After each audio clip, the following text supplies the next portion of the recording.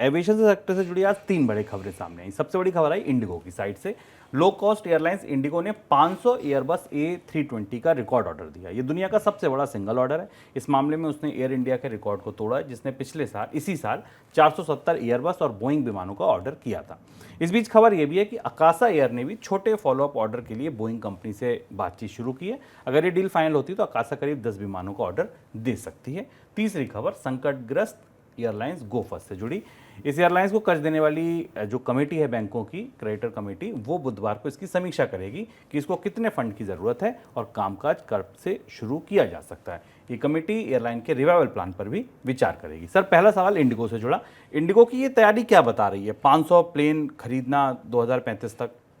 Indigo अपने 10 साल की बड़ी तैयारियों में है और इंडिगो की तरफ से काफ़ी एग्रेसिव, काफ़ी आक्रामक रणनीति है। अगर आप इंडिगो के पूरे विमान खरीद के पिछले इतिहास को देखें, 2005 में इंडिगो ने 830 विमानों को जोड़ने की योजना बनाई थी अपने बेड़े में, जिसमें 482 विमान अभी डिलीवर होने हैं, जो अगले 7-8 साल में इंडिगो के पास आएंगे। और इस बीच में इंडिगो ने 500 एयरक्राफ्ट का ऑर्डर और दे दिया है।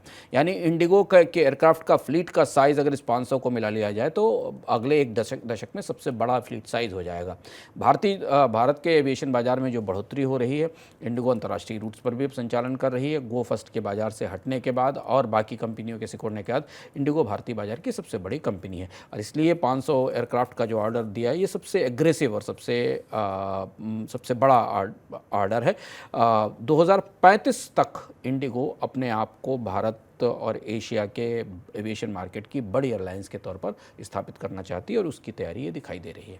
Sir, creditor committee revival plan पर सहमत होगी? उड़ान भर पाएगी गो फर्स्ट का मामला फंसा हुआ है। क्रेडिटर्स कमेटी को ये डिसाइड करना पड़ेगा कि गो फर्स्ट के पास जो 300-400 करोड़ रुपए की 200 से 400 करोड़ रुपए की एडिशनल फंडिंग उपलब्ध है, जो कि सरकार ने कोविड के दौरान जो एक emergency credit line guarantee scheme चलाई थी, उसके तहत दी थी, वो उसका इस्तेमाल करने देंगे क्रेडिटर्स इस दिवालिया कंपनी को अपनी उड़ानें शुरू करने के लिए। क्रेडिटर्स ये कहेंगे कि वो पैसा तो उनका है क्योंकि उनके कर्ज चुकाने के लिए दिया जाए।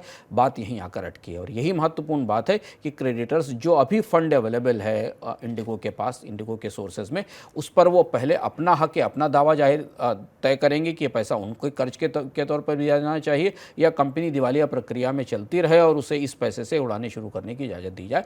ये मामला तय होना है। ये पहली मंजिल है जहाँ से स्पष्ट होगा कि गो फर्स्ट को आगे अपनी उड़ानें शुरू करने की इजाज़त मिलेगी कि नहीं। गो फर्स्ट ने अपनी उड़ानें 24 जून तक स्थगित कर रखी। इसके बाद फिर दूसरा सवाल DGCA के पास आएगा कि क्या गो फर्स्ट अपनी उड़ानें शुरू करने के बाद निरंतर ऑपरेशनल एक्सपेंडिचर के लिए पैसा ला पाएगी, उसे बैंक दोबारा पैसा देने को तैयार होंगे या उसके पास फंड्स के सोर्सेज कहाँ से आएंगे।